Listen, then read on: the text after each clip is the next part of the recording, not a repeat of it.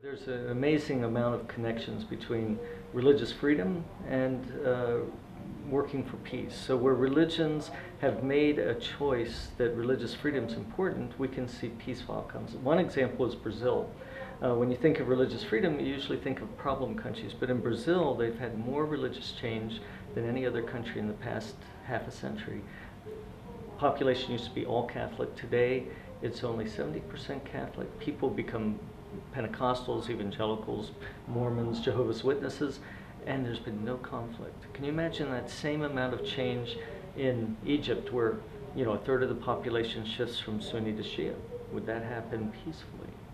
It's hard to imagine. So the difference was that the Catholic Church, the majority faith there, after Vatican II, had embraced religious freedom as a basic human right, and then they supported the religious change, though they didn't like to see people leaving. But that connection between faith and freedom and peace was very clear. So data about religion is really a brand new field. So people have been looking for information on religion, but most of it's been captured in anecdotes. So a number of the things that I've been working on has been to actually measure restrictions on religious freedom, restrictions on coming from both governments and society. And one of the findings that we had once we have the data is that it's social regulation of religion, so push for a monopoly of a religion, helps to drive governments to be prejudicial in their religion policy. And when those two are in tandem, that leads to religious violence. Now, many people might think, oh, well, there's a lot of religious violence in Muslim countries, it's because of Islam. But what we found is that it's actually the mechanism of religious freedom, or the denial of religious freedom, that leads to the violence, not Islam per se. So there you could make an assumption, well, it must be Islam causing the violence, but it's the lack of religious freedom, not the religion itself. Well, for many people, religion is a topic that you usually think of theologians engaging on. It's not a topic that people think of as hard science. So because of that, because it's been mostly in the realm of theology or philosophy, quantitative researchers didn't really try to analyze it in that way. But when you start looking at things, whether or not the country is very religious or not, you can measure that through surveys. Whether or not people are, what percentage are Christian or Hindu, you can measure that. But likewise, you can measure the level of religious hostilities by measuring whether there's acts of religion-related hate crimes or terrorism.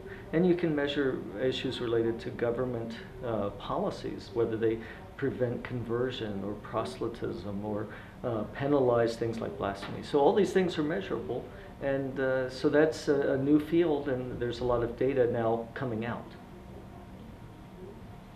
Well, big data has a lot of different definitions. So it's, like whether or not you can pull things from YouTube, and whether or not you can crowd surf ideas, and there's all kinds of different ideas of big data.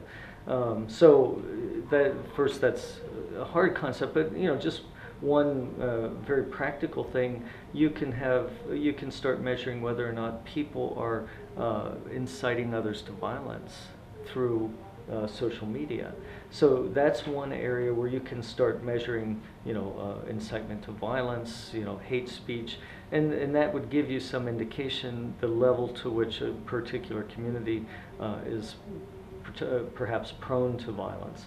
At the same time, you can be monitoring whether or not you see interfaith dialogue happening on the internet. So there's also a positive side. There's many positive things that faith communities do, and so even to monitor some of these things like the change in Brazil that I mentioned, people may not be aware of these positive stories.